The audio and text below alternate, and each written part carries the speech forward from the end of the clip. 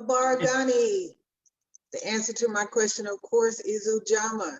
Today is the 4th day of Kwanzaa, and we are excited that you have joined us. And if this is your 4th day back, we are so happy to see you.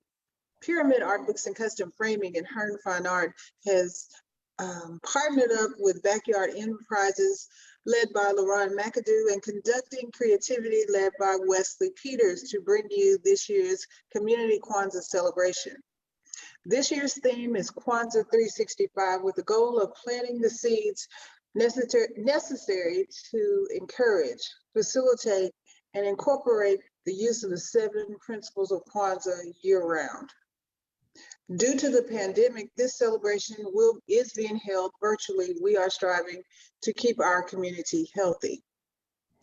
Zawadi is given every year on the last day of Kwanzaa, and staying true to Kwanzaa founder Dr.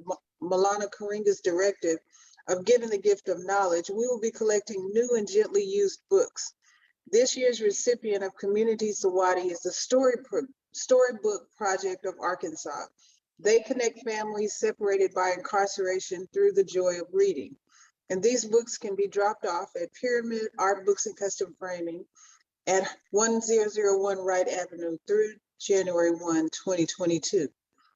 Our moderator and host today is Wesley Peters with Conducting Creativity. Thank you, Wesley, and take it away. Baragani, if this is UJAMAA. Right, if this is y'all's 4th day here, y'all know the routine. I need everybody to go ahead and come off of mute, because when I say Baragani, I need everybody to say UJAMAA. Right, with more enthusiasm this time. We should be happy that we're circulating dollars around our community. So everybody come off of mute. We're gonna get this right.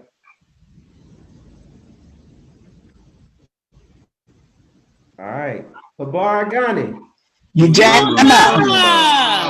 One more time. Baragani. UJAMAA. I was excited about this principle of Kwanzaa for the simple fact that oftentimes as an African studies major, we aren't taught that we've had cooperative economics before. We've done it. We've done it in Little Rock, where it be West 9th Street, the Dunbar District. Actually, Ms. Hearne gifted me with the book about the Dunbar District. We had so much going on in that community that it just baffles me that we don't know this history, not just the mosaic templates, not just the ballroom. We had a whole water park, Magic Springs and Magic Springs and Wild River Country weren't the first water parks in Arkansas. We had one right there in West 9th Street. So I'm just really excited about today. We have a great panel. We have a great ceremony to bring you today. But next, we will have the history of Kwanzaa led by Auna Hearne. Tune in.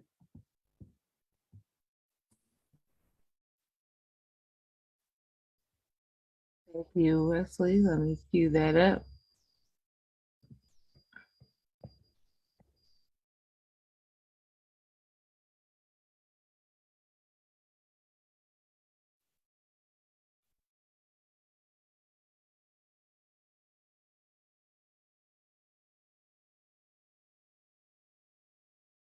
Hello, welcome to the Little Rock Citywide Commemoration of Kwanzaa.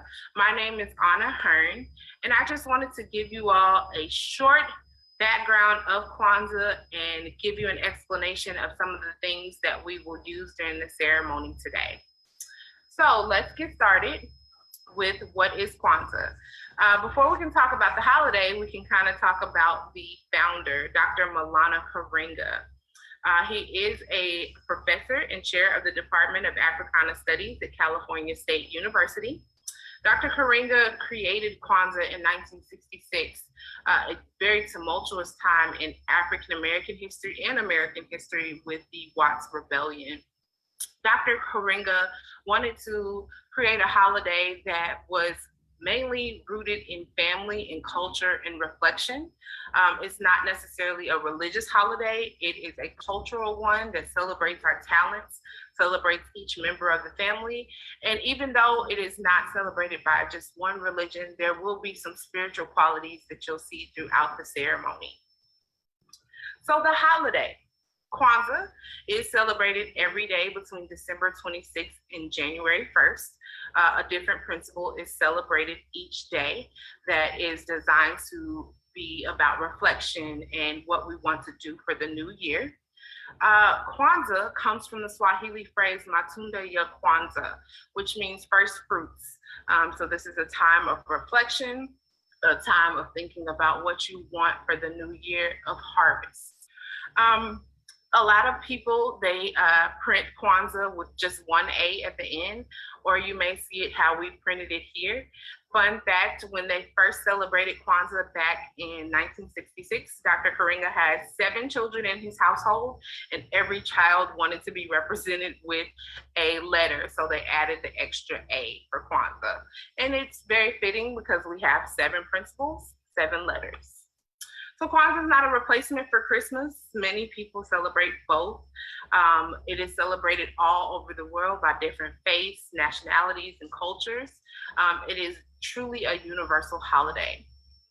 Swahili, the language that we use to explain what Kwanzaa means, is a language that is spoken widely on the African continent.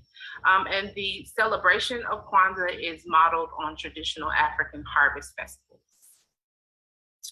So let's get into our 7 principles. The Nguzo Saba, Nguzo's principle, Saba, 7 principles. You'll see on the screen the 7 principles of Kwanzaa. Every day during the week of Kwanzaa, you may hear someone ask, Habari Gani, or what's the news? What's the principle of the day? So when someone asks, hey, Habari Gani, you're supposed to give them the principle of today. So our principles are celebrated each day. Umoja, unity. Kujichagulia, self-determination. UJAMAA, collective work and responsibility. UJAMAA, cooperative economics. Nia, purpose. Kuumba, creativity. Imani, faith. Habari Gani. So the symbols in Kwanzaa table, as you can see, 7 candles on the screen. They're in red, black, and green. Let's talk about why red, black, and green candles. This is the Pan-African flag. Those are the colors of the diaspora. The red stands for the blood that has been shed for the liberation of Black people and those throughout the diaspora. The black is for the color of our skin or our people. Green is the abundant natural wealth of Africa, those lush landscapes, the things that Africa has contributed to the world. So these colors are very important and significant to our celebration and really help us to reflect on what our people have been through and what we continue to contribute to the world. So Kwanzaa is celebrated different ways by different families, but there are common elements that you will see on every Kwanzaa table. Before we can start talking about the Kwanzaa setup, we have to talk about the foundation. To have a strong house, you have to have a strong foundation. And the foundation of our Kwanzaa setup is the mkeka. That is a straw mat. It's usually almost handmade, and it is the setting for our Kwanzaa setup. Just like Hanukkah has the menorah, the Kwanzaa setup is hosted by the Kinara, that is our candle holder. And the Kinara hosts the Mashuma Saba. There's the word Saba again. There's 7 candles which represent the Nguzo Saba. And a principle is celebrated each day and we'll light a candle for that principle. As I said earlier, Kwanzaa is from a longer phrase, Matunda ya Kwanzaa, which is first fruits of the harvest. And our harvest is represented here on the table with the Mazeo. Babunzi, Kwanzaa is about family, our community, our culture, and everyone should see themselves in the ceremony, in the symbols on the table. And the Babunzi stands for the number of children in our household. I know we have a lot of children and community members watching, so the children in our community this year will be represented by the kernels on the corn. The first day of Kwanzaa is Umoja, unity. So the Kikombe Cha Umoja is the unity cup, and it will be used in our libation ceremony to lift up those elders who have passed on. And last but not least, we have Zawadi. These are gifts that are given during Kwanzaa. Dr. Karenga, the founder of Kwanzaa, felt like Kwanzaa had become felt like Christmas had become really commercial. People were focused on buying all these gifts and not really focusing on the family and community. And so what he wanted to do was still give gifts during Kwanzaa, but they are to be homemade or knowledge. So if you cook well, if you sew, those are gifts that you can give during Kwanzaa, or books that are sources of knowledge to enrich someone's life. So this is our Kwanzaa setup. And now just a really brief overview of the ceremony. As I said earlier, everyone should be represented in the Kwanzaa ceremony or the setup. We always ask permission of an elder to begin. We recognize their wisdom and their time on this earth. So we just want to get that permission, that blessing to start.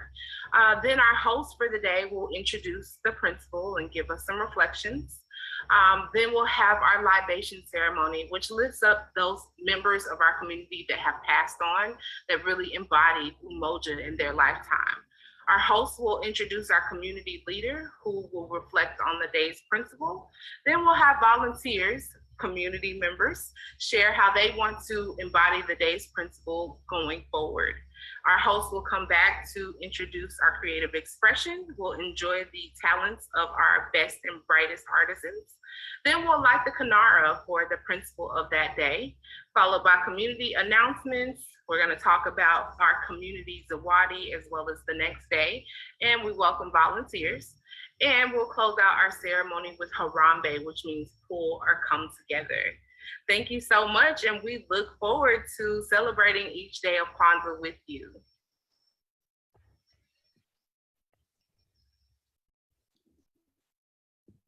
Tabargani, I am seeking permission from an elder to begin this Kwanzaa ceremony. So any elder.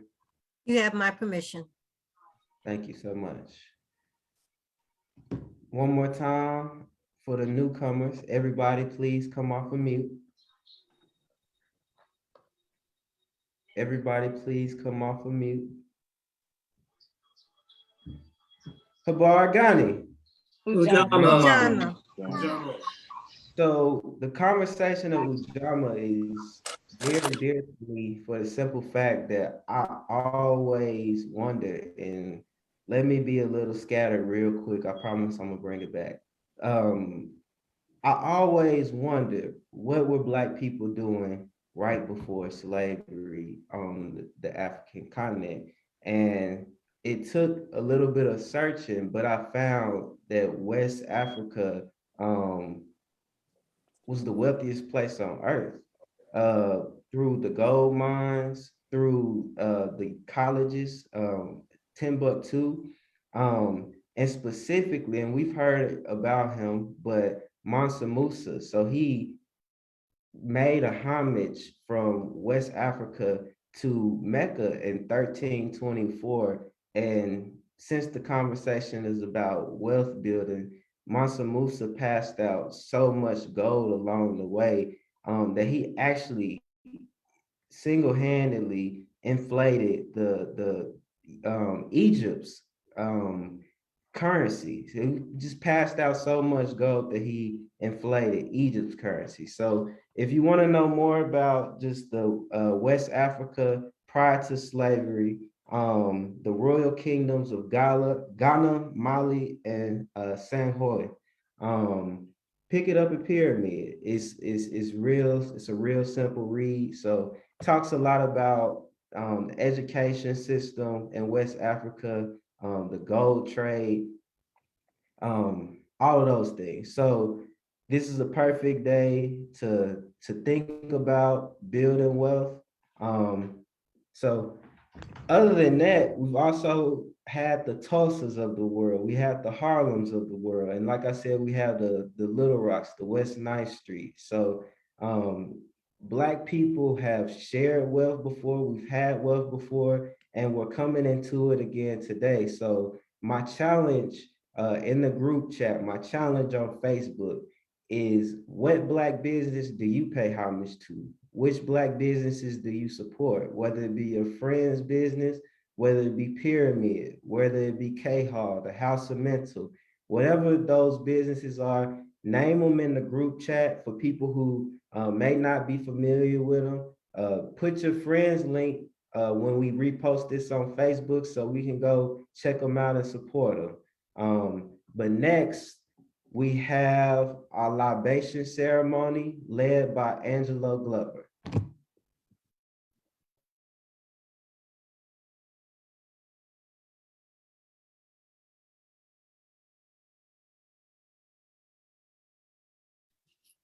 Origami.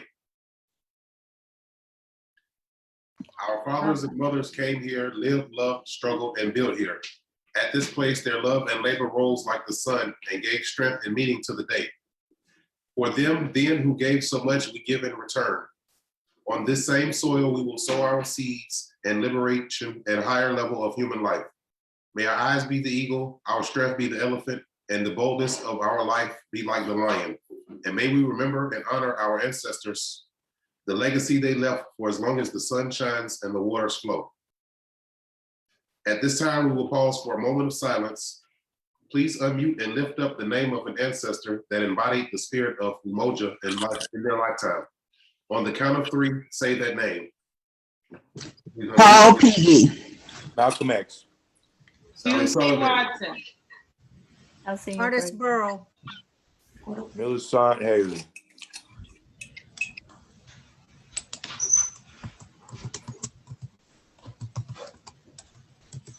We'll close our libation ceremony with amen or ayes. Okay. Ashe. Ashe. Ashe. Ashe. Ashe. Ashe. Listen to your mom.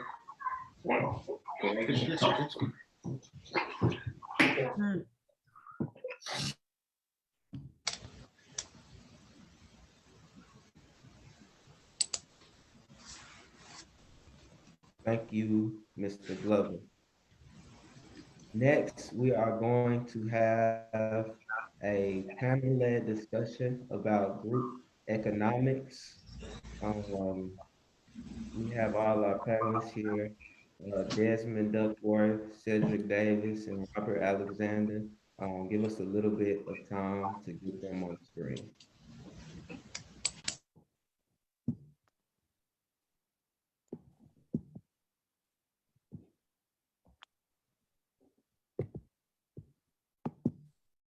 So Desmond Duckworth, Cedric Davis, and Robert Alexander.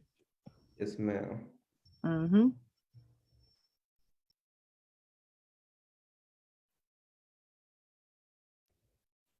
And you are moderating the panel today?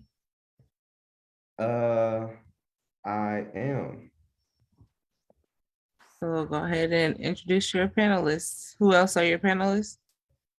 Cedric Davis, Robert Alexander, and Desmond Duckworth. All right, your panelists here. Go ahead. All right. How y'all doing today? What's going on? Habar Ghani. UJAMAA. What's up, Wesley? How you doing, man? You doing? Good. Good. I really wanted to have this conversation with y'all, and the audience is going to quickly learn why. So, Robert, if you could just start with the introduction, who you are and what you do. Sure. My name is Robert Alexander, 34-year-old. I'm a native of Little Rock, Arkansas. I currently live in Frisco, Texas. what I do, my 9 to 5, I'm actually a medical sales rep for Cardinal Health. That's my 9 to 5. But beyond that, starting in 2012, I started to get into real estate development. And more importantly, get into real estate development back in what we consider the quote unquote hood of Little Rock. So I went back to Battery Street, where we had an HBO special that was kind of filmed and made famous for the wrong reasons, but there was so much heritage there, right? So I got back in 2012. I grew up, let me start back. I grew up in the area. I actually went to Rockefeller Elementary, Ricell Elementary, which is right there by Chester. I went to Dunbar Junior High, or Dunbar Middle School at the time that I went. And then I moved to and went to Parkview High School. So my roots are deeply rooted in that community, in that area. So I'm very familiar with it. But again, I'm a real estate developer, started in 2012, renovating homes off of Battery Street and near the Central High historic area. I also have some property that I renovated or I'm building near the Woodrow and 15th Street area between Brown and Vollmer, if anybody's familiar with the Stevens Elementary community. So, I mean, that's pretty much, a little bit about me and what I do. I went to University of Central Arkansas, where I graduated with a degree in biology and health science. And that's pretty much it. Cool. Let's keep it rolling. Desmond, are you here? Yes, sir. All right. Tell us a little bit about you and what you do. So my name is Desmond Douglas. I'm also a native of Little Rock. I actually graduated from Little Rock High School. I am currently a full-time day trader, stock market investor. So I trade actively in the stock market every day. I have a bachelor's in business economics from Ashford University, and my latest endeavor has been to help empower generational wealth throughout the Black community through stock market investing and financial literacy. And so, Wesley is my first cousin, and so I'm just here to help in any way I can. Okay, cool. And said a little bit about you. How you doing? My name is Cedric Davis, Mississippi born, raised, still here.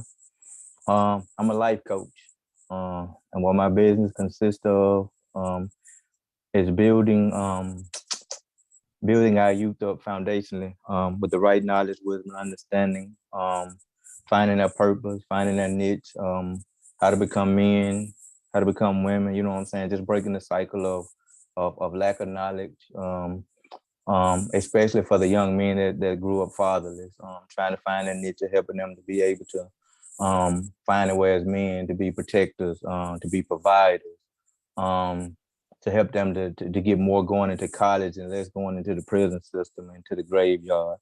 And so that's pretty much it. I was invited here today by Jordan Danbury.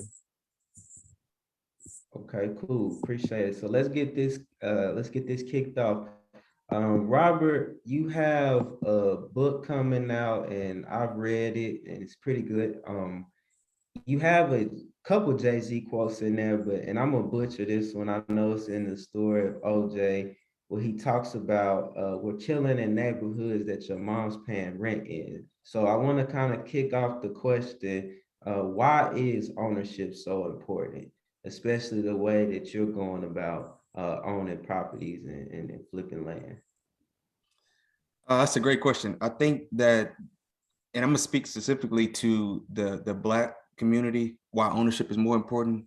And mainly it's because we've given so much away, because we never actually knew the worth of it, or we was always trying to get to a certain point of some form of financial gain that we pretty much gave things away, thinking that it was a quick come up, but in the end, it was a long-term setback. So when you think about the community that I told you I invest in near Battery Street, that was predominantly a black area. And when you think about, again, I'm talking strictly from Black community and real estate. When you think about the size homes that are in that area, those used to be, I mean, we were coming up, those were like mansions to us. I mean, we had 1 story, maybe 800 to 900 square foot homes. And we would ride down Battery, we would see these 2-story, 2,600 square foot homes. You like, man, who lived in these? They got to be white people, right? They got to be well off white people, but it was actually some of us. It was our great grandparents who, some of them built it by hand and lived in these homes, and they left it to, their ancestors and in their youth, who pretty much just never took care of the properties. Somebody came in and offered them what they say was a deal, and they just gave it up, again, thinking for a quick financial come up. But in the long term, we gave our communities away.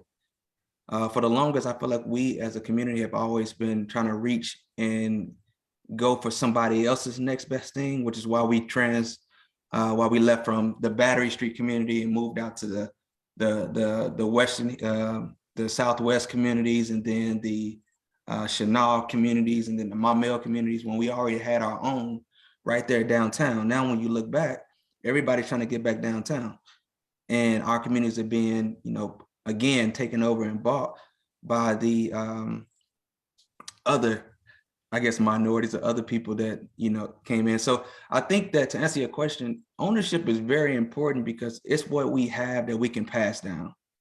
One of the things about ownership is that when you own it and it's yours, you can do whatever you want to do with it. Nobody can tell you what you can and can't do.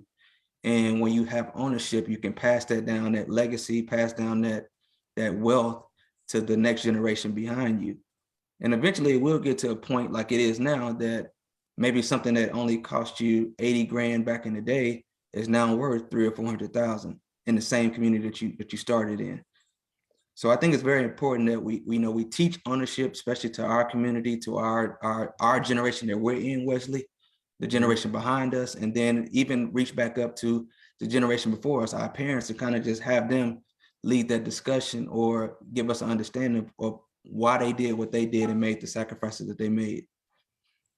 Okay. So Desmond Hey, kind of Wes, yeah. you mind if I get in on that question too? Yeah.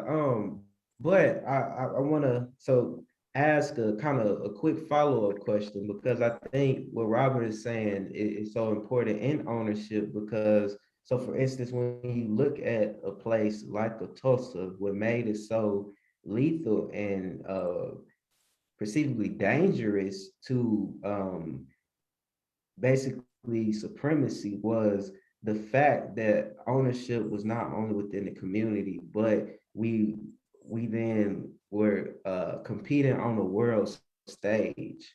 That's what made Tulsa so dangerous. That's what made bombs start being dropped on Tulsa, because we were not only circulating the dollar around our community, we're not only owning, we were figuring out how to do stocks and scale our businesses. So Desmond, kind of speak to the young listener that doesn't necessarily have enough money to go out and buy a property today or tomorrow. How do you grow your portfolio in a way that you can, eventually accumulate the wealth needed to finance those endeavors? So the first step to that would be just a shift and lifestyle changes. It'd be like, so instead of spending your money on getting a new pair of J's, or spending your money on buying stuff that has no value or is a depreciating asset, like a car or whatever, that's constantly taking money out of your pocket, you start to understand money a little more and just adjust your spending so that it can help you have a solid foundation of your financial assets that you have, your liquidity that you have to yourself. And then the part of getting into stocks and growing a portfolio would be just, the first step is knowledge. You can't do anything in this world unless you have a good understanding of what that is. And so you see a lot of people going around investing into what we call meme stocks, or just stocks that everybody's just talking about, and they're just putting money in blindly. And basically what they're doing is gambling. And so you can't consistently grow a portfolio like that. And so in all things, seek understanding. That's a biblical reference that I have, but that's the first step. And understanding that stocks can understand the power of stocks. You know, people just think of stocks as, oh, I don't understand it, so I won't invest my money into it. But in actuality, it creates generational wealth because it creates ownership. It helps you beat inflation, and it just helps create that financial freedom to where you don't have to trade your time for money. And so, to answer your question, how to grow a portfolio, it all starts with seeking understanding and seeking knowledge. Hey, Wes, can I get in on that too before you go to the next statement or Go question? ahead.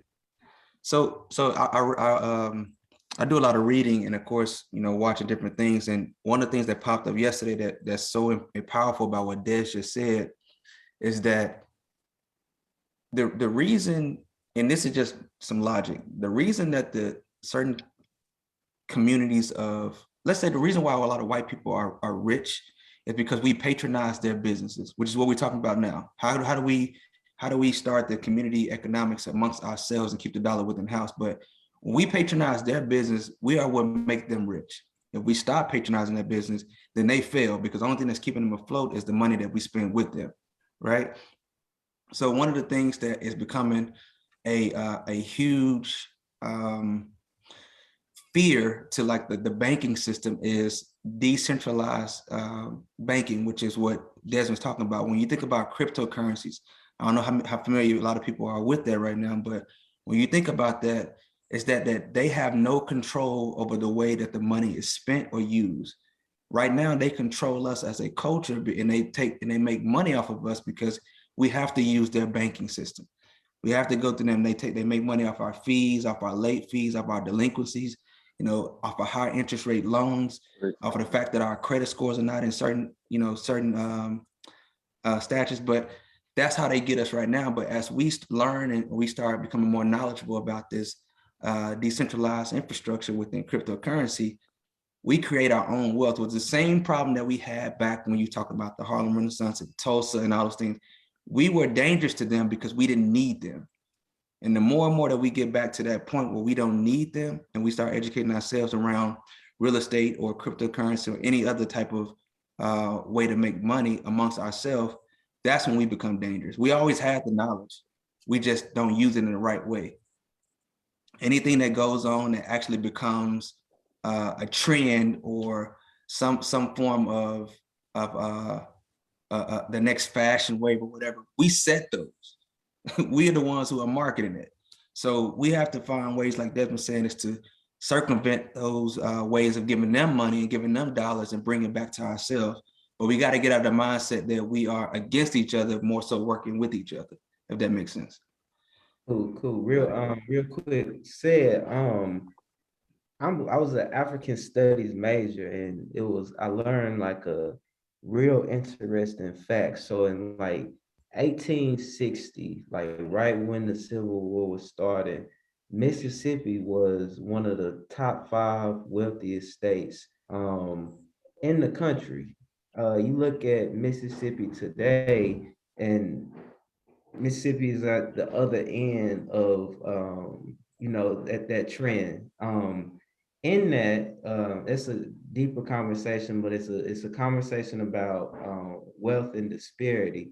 How important as a life coach, as a person who deals with children and the next generation, how important is the conversation of money and finances and just in basic training with the children that you encounter?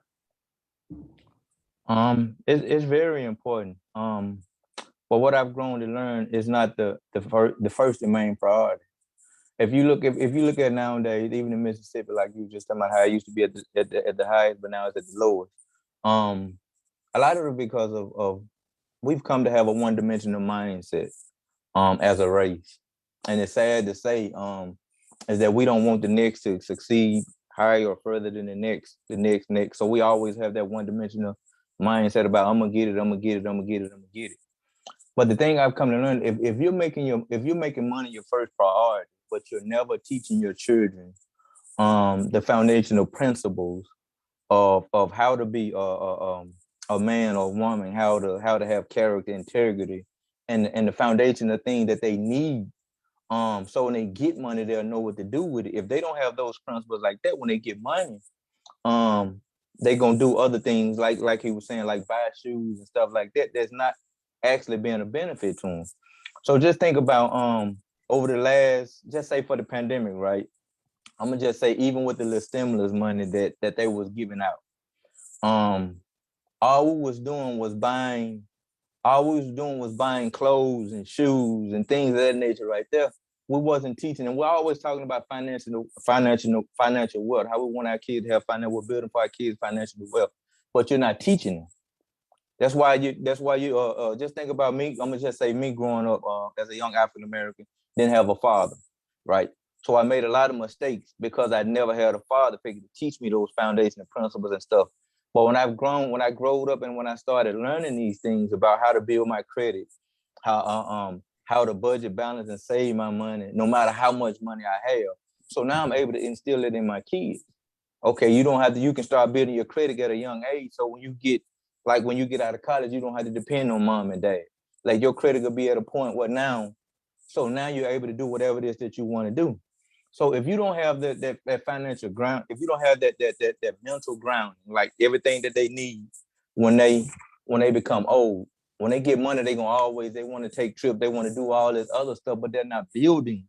And in a sense, they're building generation wealth, but they're not, because they don't have the foundation, they don't have the grounding that they need to be disciplined in those areas. Hey, you don't need to do this. You need to be doing this. You don't need to be doing that. So like we got a guy on here, he's dealing with real estate. You know what I'm saying? I know it got to a point where hey, I got to do this. I can't be spending like I got to do this. So to answer your question, it's very important, because if we could get out of that one-dimensional mindset of what it looks like just to have money and just to start building each other, building getting the knowledge and the understanding and the wisdom that we need. When we start getting this money, we'll know what to do with it. Like we want to start a real estate business, we want to do, and that's how we start building generational wealth. But if we're only doing the simple things, just like buying shoes and stuff like that, we're gonna always stay at it's easy for people to move and say it's nothing happening in your state. If everybody's moving, then how can we generate wealth coming back into the community, or teach these principles and standards in the community if everybody's moving and complaining? So you're not gonna help but to be at the bottom of the totem pole, because everybody's moving and complaining. Versus you coming back, being a part of your environment, teaching kids about the foundational ground of what it looks like to be a man or a young lady, what it looks like to be able to build your credit, or what it looks like to have moral standards and principles. So when you get to the money part, that won't be a problem. You already know how to facilitate your money, and it won't be going to make other people rich. It's just like I teach people how to start their own business from a foundational standpoint, to break out all the stuff they didn't know growing up, and instill in them everything that they need from a personal standpoint until it gets to that standpoint. The key is to build effective leaders. But if we only have followers following followers, where are the leaders teaching and trying to build other leaders? So I want to start from the root of it and build them up from a personal standpoint all the way up till they get to their business. So when they get out and get businesses and stuff, they know how to support one another instead of being jealous of this person's business, instead of being jealous of this person's business. You come together and you communicate. Hey, this is my business. This is my business. This is what we can do. This is how we can come up with a plan to keep that generational wealth continuously coming around each other versus having those jealous feelings of one another. So it's to teach them from a personal standpoint all the way up to the business standpoint. And then now we can start being more effective in our communities. And we don't have to worry about being one-dimensional. No, I agree. 100%, I agree. You made me think that like these principles of Kwanzaa literally stack like right on top of each other. So today we're talking about UJAMAA, but yesterday we talked about collective work and responsibility. The day before, self-determination. So I think those principles all go hand in hand. And you also made me think of, so the Harlem Renaissance was the Harlem Renaissance because you had, for the first time in modern American history, Black people were exposed to the fact that not only had we been, to the other continent, not only were we Africans, we built the Great Pyramid. So when we started seeing pictures of inside the Great Pyramids, and we started, unwrapping mummies. Yeah, we found out that they were Black, but more than that, yeah, we saw that there was gold in there, but more than that, we saw that we practice things like meditation and practice things like self-care and practice those ritualistic things that not only made us, have a healthy relationship with finances and money, but also we had a healthy relationship with ourselves. We are coming to the end of this panel discussion, though. So I want to ask just one more question to y'all. How do you plan on practicing cooperative economics within your family structure and your community? And y'all can all go. So one way I plan to start with my family is reaching out and teaching people about the power of stock market investing not just in the stock market, but in real estate and other businesses as well, because that's all that stock market investing is just investing your money with the top CEOs in the world. And also, whenever I do have kids, I plan to set my kids up by setting up a custodial account and investing money into their name before they can even understand what investing is, so that by the time they graduate high school or college or whatever it is, they can have a financial foundation. And also with the financial foundation of monetary assets, I want to give them knowledge growing up, teaching them the value of how money works and how to properly steward over the money that they have, and how to make that money grow passively, and how to shift that tide from being a consumer to an owner. A lot of times, you have brands that dominate the US economy, like Nike, Apple, Microsoft, et cetera. List goes on and on. But all we are is consumers. But if we invest into those companies and become partial owners of those companies, we are now part owners of that company, and we're just buying into our own assets. And so if we can shift that tide from strictly being consumers to being owners, then it can set our families up further than we can even imagine for ourselves. And so it's just about being innovative and having patience. I think that's another big thing, is that we are very impatient. We want to get 100,000, we want to get $1 million as fast as we can, instead of having the patience to properly steward over these monetary assets and hold them to fully sustain generational wealth. Like, I saw this one quote and says, how can you have generational wealth if you're not willing to hold assets for generations? And that goes to Robert's point when he referred to real estate, but that also can go to the stock market as well. People, as soon as they get 100,000, 10,000 or whatever, they get so fulfilled on this instant gratification instead of thinking long term. Okay, how can this asset better my kids? How can this asset better my children's children? And the list goes on. And so it's just all about just changing your perspective and having a deeper purpose in yourself for why you do what you do in regards to your finances and economics. And then also reaching out and helping your brother, helping your sister, helping your friend, to enlighten them on things that they may be ignorant on, not because they're an ignorant person, but just because they just simply do not know.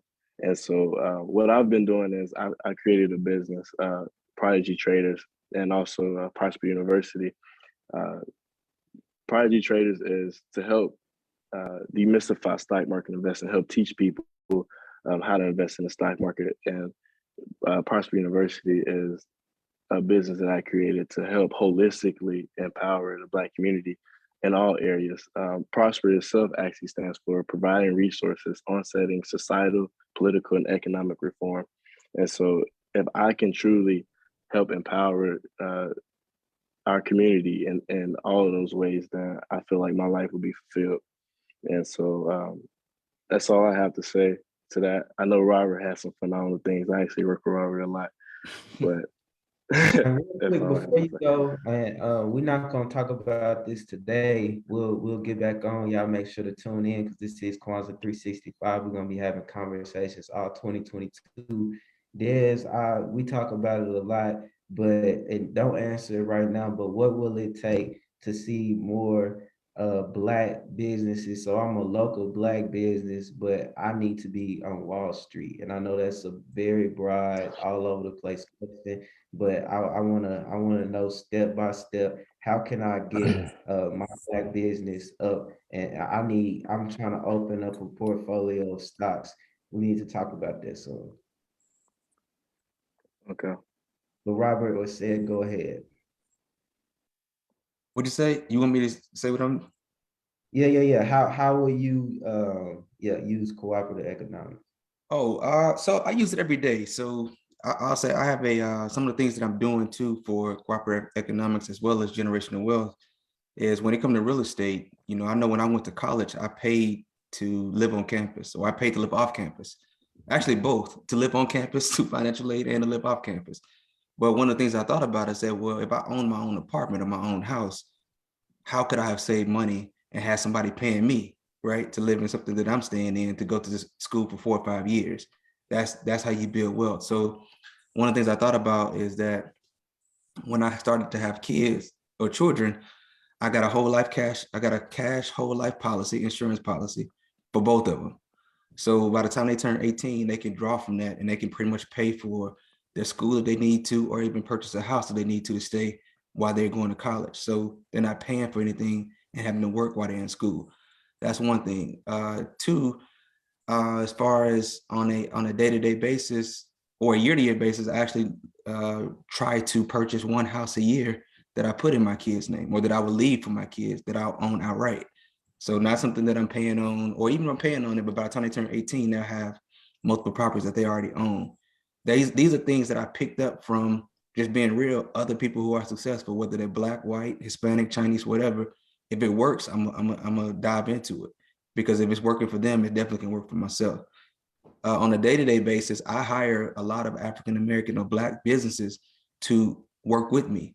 For instance, Wesley, you helped me write this book. That's me, you know, cooperative community economics right there, with us working together, when I could have went to somewhere else to get the same, if not less, type of response that I got from you. When it comes to me hauling off trash, I have a cousin who owns his own trash bin business. I hired him. I have an uncle who does all my groundwork. I hired him instead of hiring other people outside of that. So I try to recycle the dollar as much as possible. When I come in town, I'm usually eating, which is probably not the best thing to do, but I eat at K Hall. I frequent Uncle T's to get a nice sub sandwich. I have went to a house of what's the place you go to all the time? The House of Mental. There you go. Places like the Wing Shack. Like, I frequent these Black businesses because apparently, I mean, obviously this is what they do to make money. And if they provide a source of food that I would be getting somewhere else, why not spend it with our own people? It's so many things that I do. I think somebody said something about starting credit in their kids' names. By the time they turn 18, they have good credit. These are things that I've done or that I'm doing. So they're not, unorthodox things. They're just things that we have to apply. Now, the reality too, for me, when it comes to my people and my family, is that I also know that we have to have an example before we dive into something. Like, we typically don't do the same thing unless we've seen somebody else doing something. So if Des is on here talking about how he made $1 million in stocks and he's this Black person that he's known in the community, he might have been talking about this for 10 years, but prior to that, nobody wanted to listen to him. But now that he's made the money, all of a sudden they want to know, teach me your ways, right? That's reality. That's how we are as a people. So I've taken that principle and applied it. So when I got started in 2012, I told a few people, everybody thought I was crazy. So I just started doing it on my own. Now that I'm up to, several, properties that I own, and I'm building new development, new properties. Now people are starting to ask me for questions, and I'm okay with that. I'm okay with sharing knowledge, but I knew that you had to have a catalyst before that you actually, and an example before somebody would actually follow you. So applying that same reality and that same knowledge, we have to do that with our people when it comes to teaching our youth because the loudest person in the room is pretty much what grabs their attention, which is why they follow rappers and why they follow basketball players that are loudest people. So we have to be a loud example for them to show that there's a different way. And I think this next generation is going to get it, because Facebook, Snapchat, all these people who are creators, they're seeing that. TikTok, you got it. I mean, in the past year alone, you had, I think, at least 20 people that I know of, as far as not know personally, but that I know of that became famous from Snapchat, TikTok, that went on to become actors and actresses. So there are different outlets and people are starting to grasp that, but we just have to, jump in on that as well. Appreciate it. Said, how do you plan on using cooperative economics? Well, the name of my business is Becoming You. My overall goal with that is to bring back, to help people to come to know who they are as a person first, find their identity, find their niche, and things of that nature. So when they become to know who they are as a person, getting the right moral standards and principles as a person. When you start coming into businesses, having businesses, starting businesses and stuff, just think about, you got a lot of business, and I've experienced this myself, even with our race, African Americans, right? Being a boss or a business owner doesn't make you a leader. And my overall goal is to build leaders, building leaders to build leaders, not followers to follow followers. So I teach people how to become, how to find themselves as a person, with the right moral standards and principles. So when they start their businesses, and I've experienced this several times going into a Black-owned business, and then they think because they're the owner of it, they can talk to you any kind of way. When people start seeing it, that makes them not want to come and support your business because of the way you carry yourself. So my goal is to teach people how not to put themselves in that environment, even because we know we deal with every type of person daily. And so what I strive to do is teach people how to become respectable, honorable in their businesses. So even when people come in and disrespect them in their business, they're still carrying themselves as a professional, as a leader, because you never know who's watching you, who might need, who might come to you for advice, or who wants to partner with you and things of that nature. But if people seeing you carrying yourself in a whole nother avenue, then they don't want to deal with you. So how I would come into part with helping people with this is just help building themselves internally, help them to have the right moral standards and principles. So when they do start their businesses, they don't have to worry about doing these certain things because they got all the moral standards and principles that they need to have a successful business.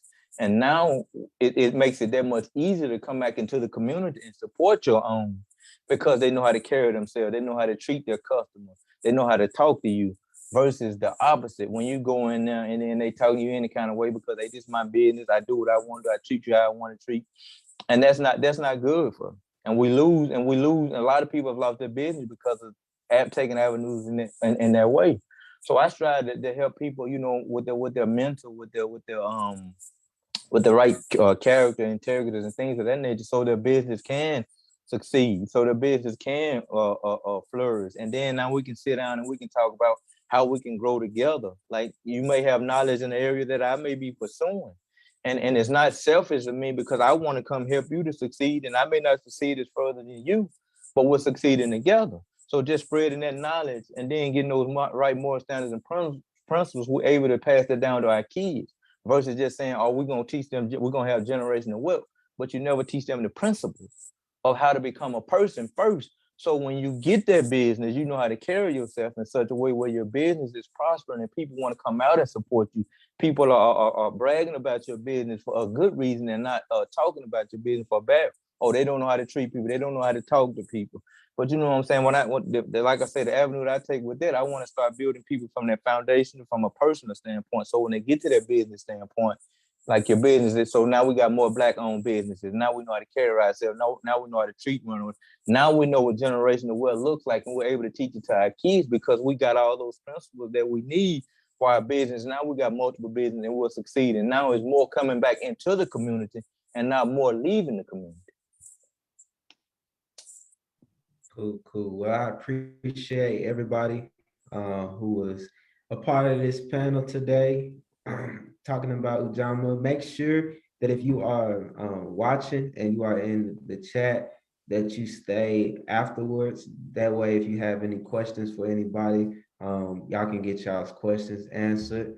We are going over time today, but the next person that you will hear is LaRon McAdoo of Backyard Enterprises.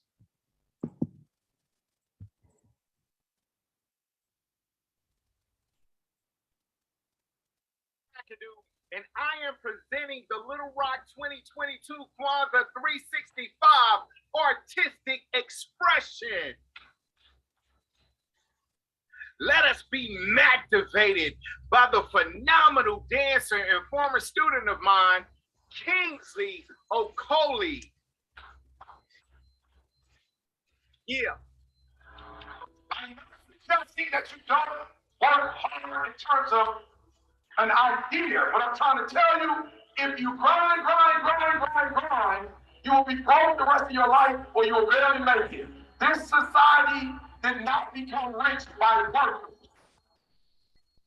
It became rich by the people who do not put the work to work.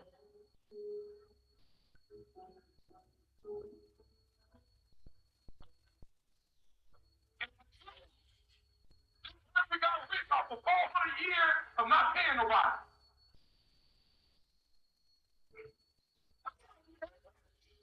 Free labor. You making somebody work for 400 years for free? Yes, you're rich. You ain't got to pay nobody. You ain't got to do insurance. I don't get insurance. I don't even get like paid vacation. You gotta go get cotton. And then if you get sweet with it, you're like, when you get sweet with it, make a machine, you're not about to get the package to the machine. Your master about to get the package. And you might get lunch regularly. But you're not about to get paid. Kill that worker's mentality. You value effort over execution. For real.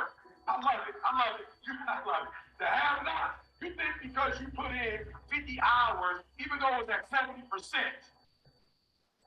you think that's the same thing as execution is not.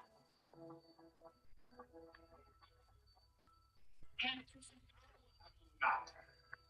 Did you see the Game of Thrones? Absolutely not. I'm trying to blow. After blow. I'm number one. Now I'm trying to find out what's after number one. And you know what that is? That's not a speaker, that's a business. So I'm trying to own as many companies as I can, get as much equity as I possibly can. I'm not time for the Game of Thrones. I'm playing my own game. Trying to get it right.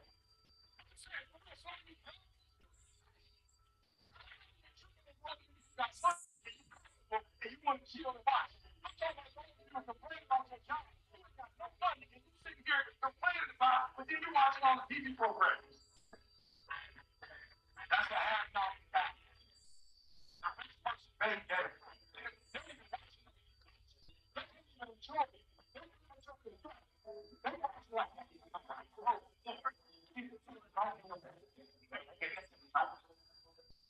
You think they're in a house that you can't even afford. You and your mother, you can't help me. I just need to come out right now. See, you get the Bible section, we just started hitting folks in the face and lie. I need to bring you to your senses. You and your mother basically watching TV.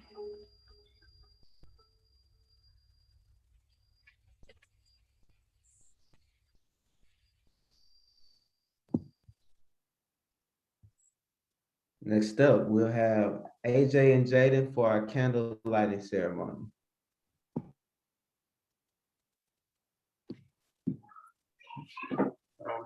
Before you all do the candle lighting, though, in the spirit of UJAMAA, I would like to hear from our young entrepreneurs in the room, AJ and Jaden Glover, young entrepreneurs from Georgia who have a business with a special presentation.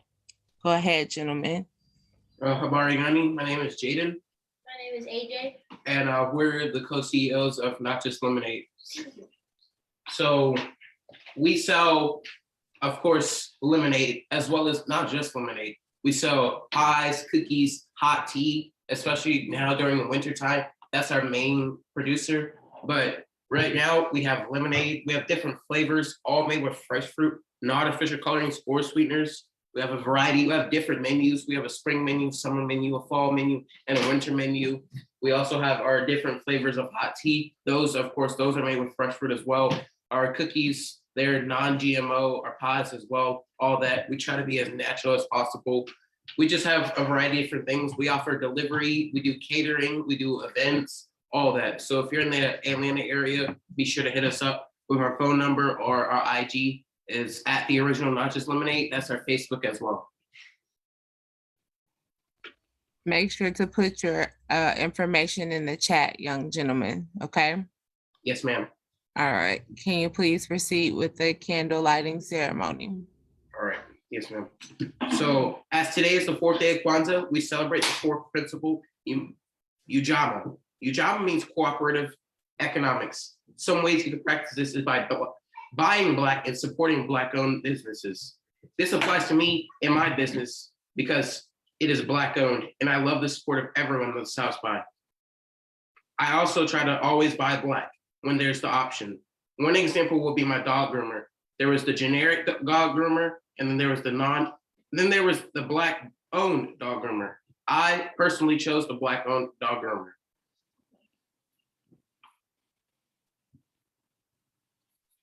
And also, we have, you have to explain what candle you're lighting and why. So we're lighting the Black candle in support of the Moja. We're lighting the red candle in the spirit of Kuji Jagalia. We're lighting the green candle in the spirit of UJAMAA. And we're lighting the red candle in the spirit of UJAMAA.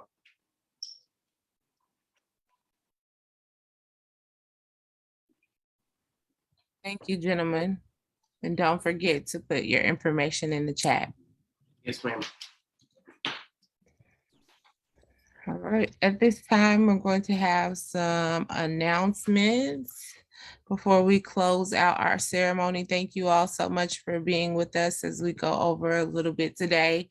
Tomorrow, we will be celebrating the 5th day of Kwanzaa with Nia, which is purpose. To make our collective vocation the building and developing of our community in order to restore our people to their traditional greatness. Same link, 1 o'clock. We will have a new round of speakers and a new creative contribution. So join us, and please don't forget the book donation. We are collecting new and gently used books of any subject, any title, at Pyramid Art Books and Custom Framing, up until the very last day, New Year's Day. Definitely let's fill up that box. I heard Pyramid Art Books and Custom Framing is having a book sale, so definitely you can bless them. Don't forget about the book giveaway at Pyramid Art Books and Custom Framing. They are a distribution site for Derek Barnes' initiative. It's all these great books that you see on the screen are available for pickup. So definitely just for free. Beautiful hardback children's books. Come by, mention this announcement. And thank you to Derek Barnes for including Pyramid Art Books and Custom Framing. Just don't also forget about the partnership that we have with Arkansas Lighthouse Academies in Jacksonville. The 1619 project was this huge project by the New York Times that really reflected on African American history and its role in American history. So we are partnering with this school. You can give books through this link through our gallery, and that ends at the end of January of next year. Remember, tomorrow, when someone says Habari Ganu, you're going to say Nia. But today we are celebrating UJAMAA Cooperative Economics. So thank you so much to all of our speakers today. I'm going to turn it over to Wesley to close us out. Jada and AJ, I had y'all's lemonade before, and it's fire. So when they post down here, y'all make sure that y'all support them. Like, real talk, it's real good. Everybody come off of mute. We're about to wrap up.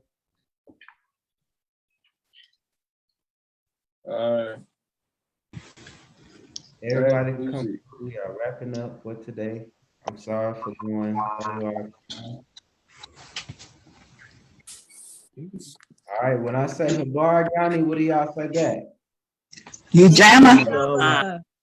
Okay, I need to make sure that everybody is practicing this principle, not just today, not just for this week, but the whole 2022 and forevermore. We focus on cooperative economics. I promise we'll see safer communities. I promise our education system will be better, and the way that we live, the way that we communicate will continue to thrive. So use this principle, not just today, but take it with you and use it every day. So, Habar Ghani. UJAMAA. All right, lastly, Harambe means to come together. Let's come together today around UJAMAA and every day around all the principles of Kwanzaa. And when we lift our fist, when I count to 3, we're going to say Harambe 4 times for the 4th day of Kwanzaa. All right, everybody lift that fist up. Can't see everybody because y'all don't have y'all's cameras on, but I'm believing in faith that y'all's fist up. And when I count to 3, I need 4 Harambes. 1, 2, 3. Harambe.